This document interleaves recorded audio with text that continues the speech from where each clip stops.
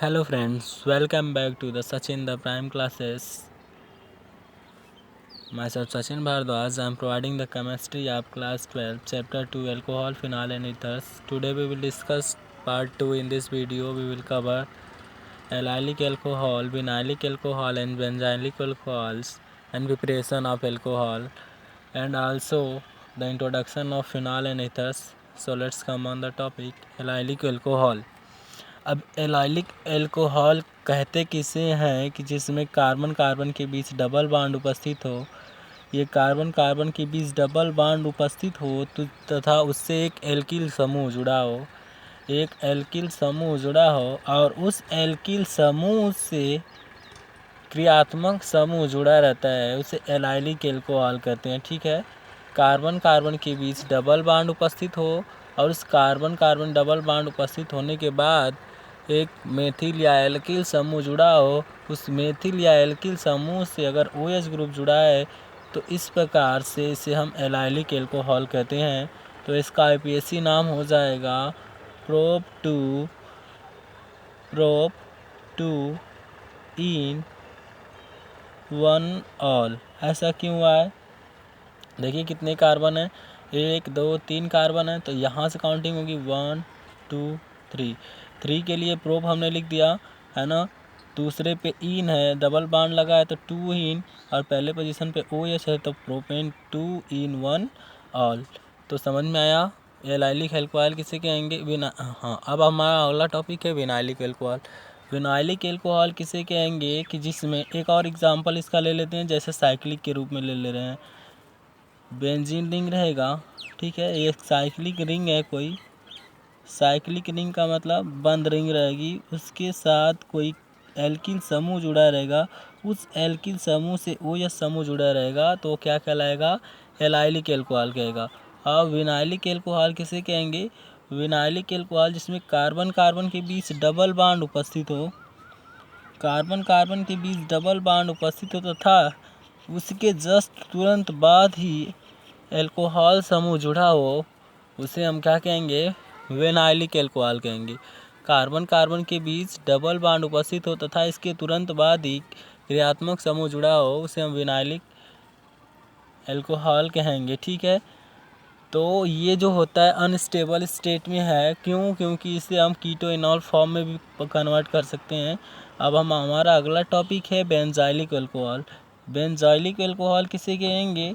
कि अगर बेंजीन है, बेंजीन के साथ एक एल्किल समूह जुड़ा रहेगा, अब उस एल्किल समूह से क्रियात्मक समूह एल्कोहलिक समूह जुड़ा रहेगा तो उसे हम क्या कहेंगे?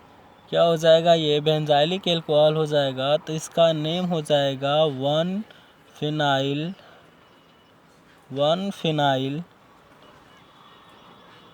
Phenyl methanol. ठीक है, तो अब अगर इसी तरह से हमने एक और ले लिया श्रृंखला, इस तरह से बंद श्रृंखला हो गई और यहाँ पर हमने लिख दिया CH2OH। अब इसका नेम क्या हो जाएगा?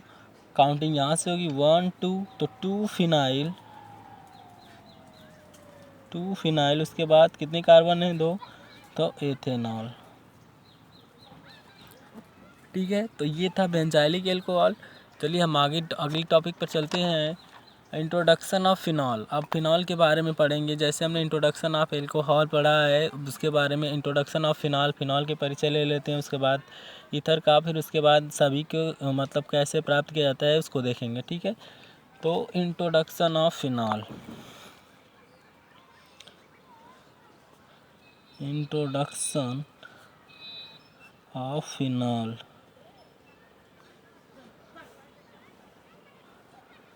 अगर ये जो बेंजीन है एरोमेटिक रिंग में से कहीं भी से किसी भी जगह से एक हाइड्रोजन निकल जा रहा है और उस हाइड्रोजन जहाँ से निकल रहा है वहाँ पर एक OH समूह आकर जुड़ जा रहा है, क्या हो रहा है? OH समूह आकर जुड़ जा रहा है, तो क्या बना लेगा? ये आपका फिनाल बना लेगा। ये तो सामान्यतः प्रिपरेशन हो गया मेथड, ये आपका क्या नाम हो जाएगा? इसका फिनाल हो जाएगा। अब फिनाल भी 3 प्रकार के होते हैं, monohydric phenol, monohydric phenol, monohydric phenol.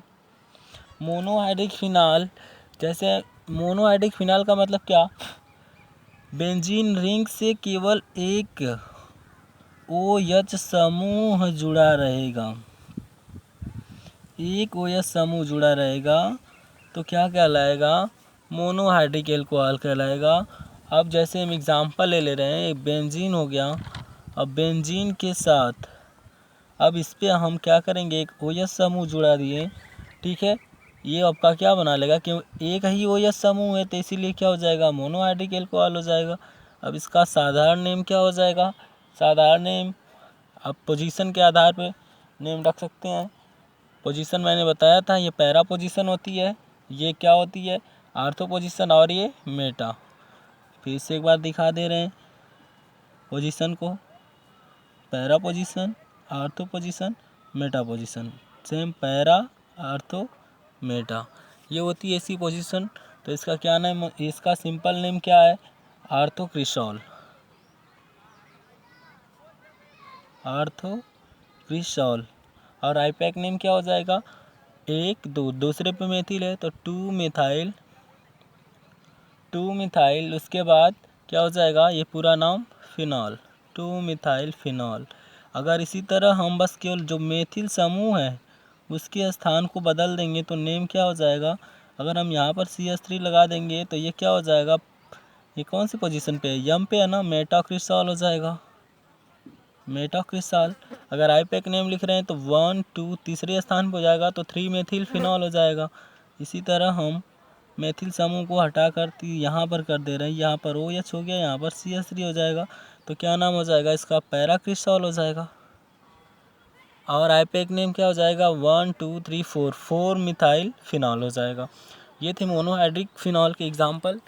अब हम लोग चलते हैं डाईहाइड्रिक और ट्राईहाइड्रिक का मतलब पॉलीहाइड्रिक डायरेक्ट कर ले रहे हैं, ठीक है। पॉलीहाइड्रिक फिनॉल, पॉलीहाइड्रिक फिनॉल,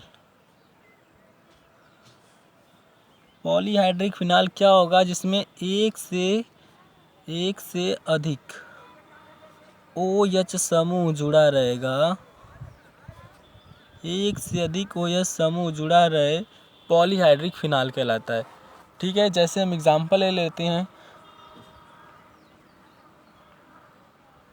ये हो गया, यहाँ पे मैंने एक यहाँ पर OH जोड़ दिया और हमने एक OH यहाँ पर जोड़ दिया, तो अब इसका नेम क्या हो जाएगा, इसका सिंपल नेम क्या होता है, इसका सिंपल नेम कैटेकॉल होता है। क्या होता है, कैटेकॉल। और आईपैक नेम हो जाएगा 1 2 डाई हाइड्रोक्सी, 1 2 डाई हाइड्रोक्सी, और ये पूरी रिंग क्या हो जाएगी, बेंजीन हो जाएगी। अब इसी तरह हम इसकी पोजीशन, बस जो OH समूह है इसकी बस पोजीशन बदल देंगे तो इसके नेम में परिवर्तन आ जाएगा। जैसे हमने एक OH को यहाँ पर लगा दिया और एक OH को यहाँ पर लगा दिया, तो अब इसका नेम क्या हो जाएगा, रिसोर्सिनॉल। सिंपल नेम होता है रिसोर्सिनॉल, ये आपको याद रखना है, बहुत ही इंपॉर्टेंट है, रिसोर्सिनॉल। और इसका आईपैक नेम हो जाएगा 1 2 3, तो क्या हो जाएगा, 1 3 di hydroxy benzene, 1 3 di hydroxy benzene हो जाएगा, डाई हाइड्रोक्सी बेंजीन। अब इसी तरह हम क्या कर दे, 3 OH, अब ये क्या है, मतलब डायरेक्टली हम इसको हटाकर, अगर दो है ना, अगर एक OH यहाँ पर जुड़ा है और एक OH यहाँ पर जुड़ा है, अगर एक OH यहाँ पर, एक OH ऊपर नीचे दोनों स्थान पे, तो इसका नेम सिंपल नेम होता है क्यूनॉल, ठीक है, क्यूनॉल होता है। लेकिन हम पॉली बोले हैं तो तीनों को ले ले रहे हैं साथ में। अगर हम यहाँ पर 3 OH समूह जोड़ दे रहे हैं तो क्या हो जाएगा, इसका नाम 1 2 3, 1 2 3 क्या हो जाएगा, 1 2 3 बेंजीन ट्राइऑल, ठीक है, या तो बेंजीन 1 2 3 ट्राई ऑल, ये हो जाएगा इसका IPSC नेम, ठीक है। अब हमारा इसके बाद हम लोग पढ़ ले रहे हैं इंट्रोडक्शन किसका, ईथर के बारे में, ठीक है। ईथर के बारे में पढ़ने के बाद हम सभी का प्रिपरेशन कर लेंगे, ठीक है।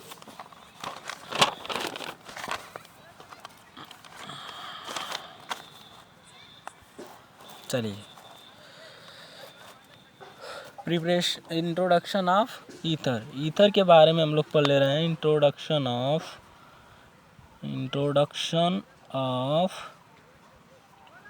ईथर।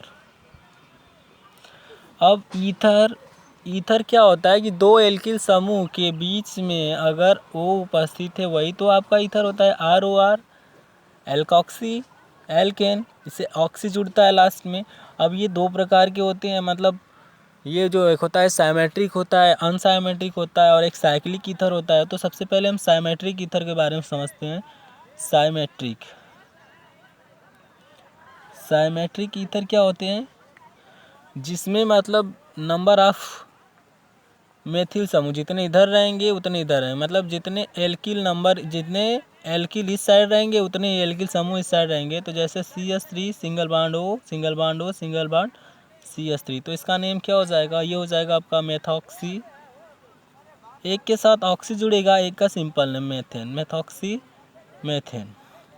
अगर इसी तरह और CH3 CH2O CH2 CH3, तो इसका नेम क्या हो जाएगा, एक के साथ तो पूरा आ जाएगा एथॉक्सी, उसके बाद एथेन, ये हो जाएगा।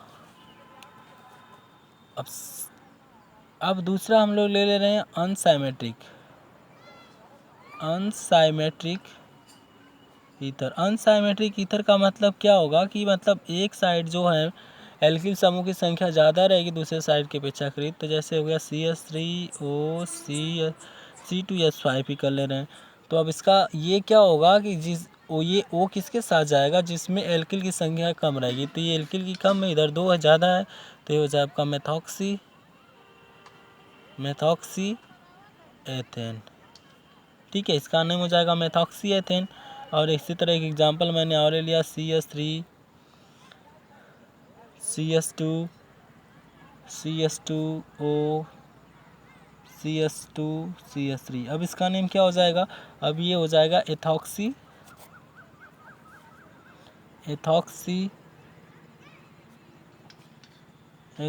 प्रोपेन हो जाएगा। ठीक है, इसका सिंपल नेम IPSC नेम हो जाएगा। और एक होता है साइक्लिक ईथर। साइक्लिक ईथर क्या होता है,